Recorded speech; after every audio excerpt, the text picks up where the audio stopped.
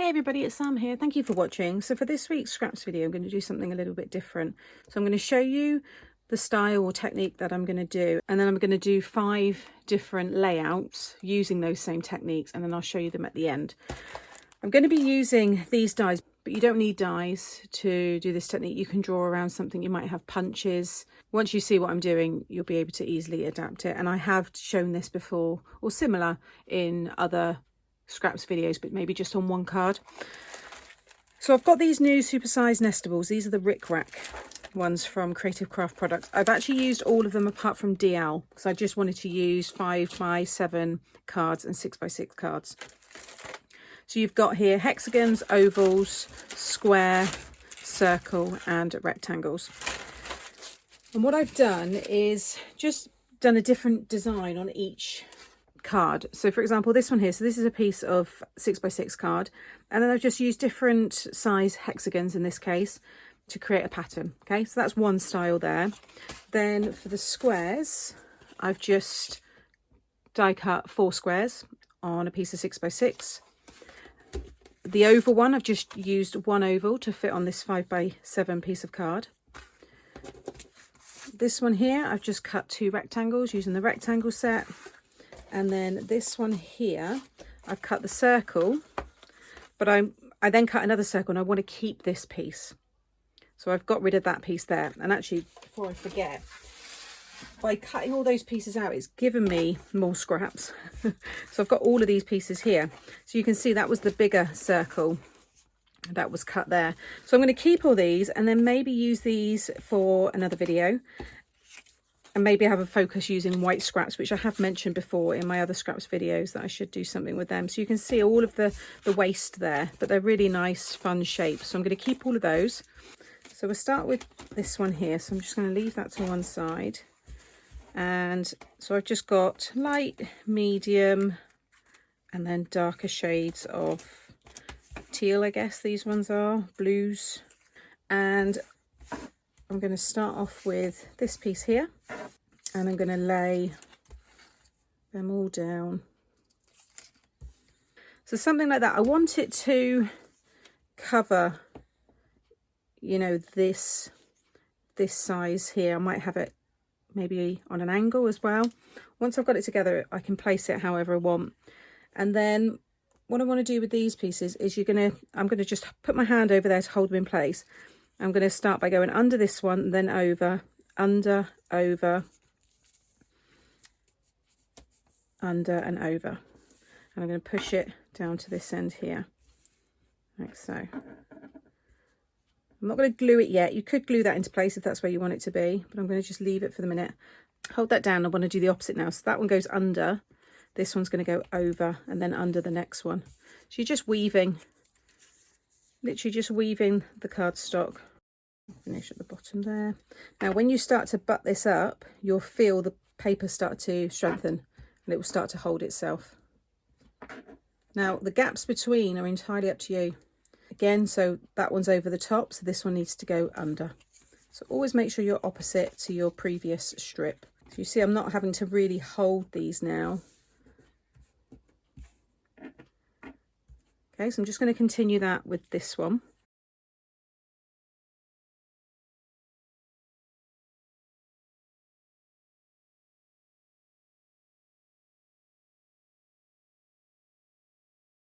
Okay, so you would have just seen me put this together, and you would have noticed I pulled at the beginning, I pulled a load of these, the mid-tone out. I thought it would be better having the mid, then the dark, mid, dark, all along here, and then the lightest colour. So they're vertical, and then the lightest colour is horizontal here. So I'm just getting that as even as I can. I think that looks quite nice. And then I can see how I want it to go on here. Now I quite like that effect there. These pieces I'm going to use, I think, on the last card. I'm going to have on that hexagon one here. This will be the last one. And I'm going to have a little bit of every colour on this one. But I think that looks pretty good. I like the effect that gives. So again, a quick and easy way to attach this is to add your glue on this here, just all the way around the frame. and then just lay that down. Make sure that's butted right up. Like I said, you might have gaps between yours, that's fine.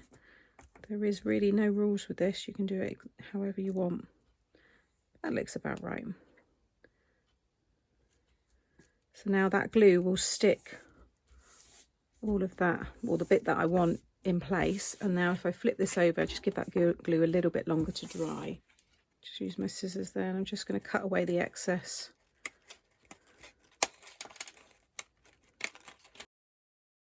And again, you can use these scraps.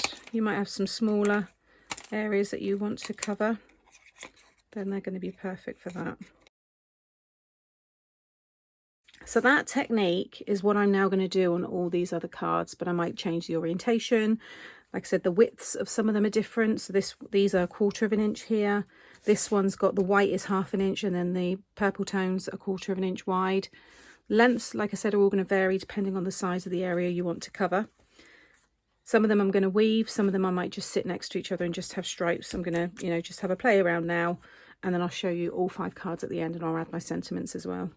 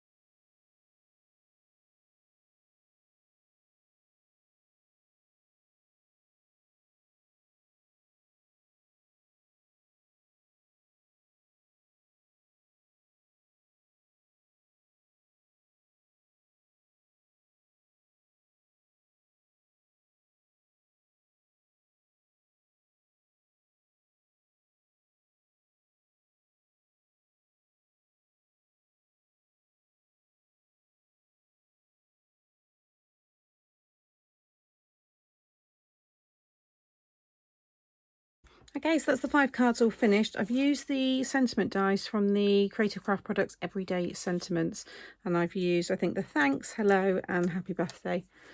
So starting with number 1, as always, let me know what's your favourite in the comments.